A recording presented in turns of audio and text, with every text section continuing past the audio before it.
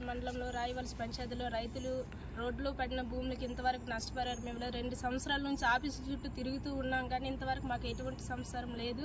మా రైతులకు న్యాయం జరగాలనేసి అందరికి కూడా నమస్కారం. గ్రీన్ఫీల్డ్ హైవే రోడ్ లో సాగు చేసిన రైతులు మోసపోయిన వాళ్ళకి న్యాయం చేయాలి. చట్ట ప్రకారం డీ పట్టా సాగు భూమికి డబ్బులు చెల్లించాలి. చట్ట ప్రకారం సాగు భూమికి డబ్బులు చెల్లించాలి. హైవే రోడ్ లో జరిగిన అక్రమాలు అవినీతిని అరికట్టాలి. అవినీతికి పాల్పడ్డ అధికారులపై చర్యలు తీసుకోవాలి. తర్జనగా గ్రామస్తులకి వెంటనే డబ్బులు చెల్లించాలి.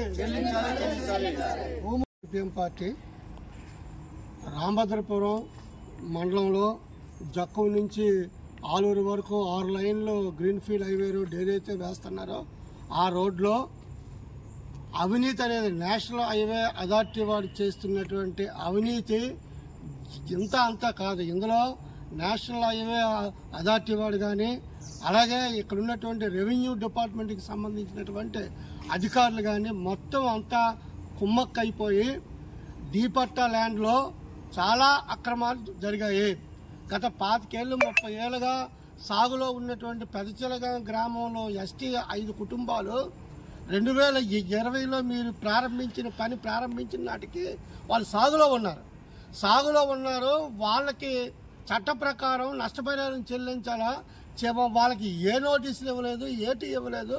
ల్యాండ్ ఏమో నువ్వు తీసుకున్నా రోడ్డు వేసాదు మీరు కాదు కాబట్టి ఈ భూమి మీదకి మీరు వస్తే మేము అంగీకరించమని చెప్పేసి నేషనల్ హైవే అథారిటీ వాడు కేవెట్ పిటిషన్ అనేది వేయడం జరిగింది. వాళ్ళు ఇచ్చిన ప్రొసీడింగ్స్లో ఈ 5 పేర్లు ఉన్నాయి, వాళ్ళకి డబ్బులు కేటాయించారు, అన్నీ ఉన్నాయి. మరి ప్రొసీడింగ్స్ ఇస్తున్నప్పుడు పేపర్ ప్రకటన చేస్తున్నప్పుడు మీ కళ్ళు పోయాయా అని చెప్పేసి మేము అడుగుతూ ఉన్నాం. ఏ విధంగా నువ్వు వాళ్ళ పేర్లు వేస్తావు, ఏ విధంగా దానికి డబ్బులు కడతావు, స్క్వేర్ మీటర్కి డబ్బులు కడతావు? ఆ రోజే నువ్వు ప్రొసీడింగ్స్లో చెప్పాలా అది వేకెంట్ ల్యాండ్, గవర్నమెంట్ ల్యాండ్, ఇందులో ఏ ఒక్కరు సాగుదారు లేరు అని చెప్పేసి దాన్ని డాష్ పెట్టాలా. కానీ డబ్బులు పెట్టి అన్నీ చేసి ప్రొసీడింగ్లో ఆర్డర్ ఇచ్చి ఇప్పుడేమో కేవెట్ పిటిషన్ వేసి నీ భూమి ఇక్కడ కాదు వేరే దగ్గర ఉందంటండి. ఎక్కడ ఉంది నువ్వు చెప్పాలిగా. కానీ అది చెప్పకుండా ఇప్పుడు అధికారులు మీకు డబ్బులు రావని చెప్పేటువంటి కేవెట్ పిటిషన్ వేశారు. ఇది చాలా అన్యాయం. ఎస్టీలు ఇది మోసం చేయడం తప్ప ఇంకోటి కాదు.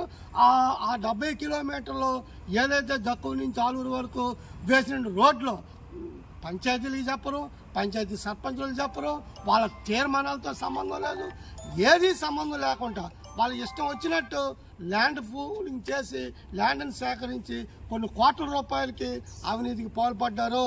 దీని మీద జిల్లా కలెక్టర్ కానీ రెవెన్యూ అధికారులు అందరూ సమగ్రమైనటువంటి దర్యాప్తు జరిపి వాళ్ళకి న్యాయం చేయాలా. న్యాయం చేయకపోతే మేము రోడ్డుని అడ్డుకుంటాము, మీరు వేసిన రోడ్డుని అడ్డుకొని మా భూమి మాకు అప్పచెప్పండి లేదా డబ్బులైనా ఇవ్వండి అని చెప్పి మేము డిమాండ్ చేస్తామని చెప్పేసి ఈ సందర్భంగా తెలియజేస్తూ ఉన్నాం.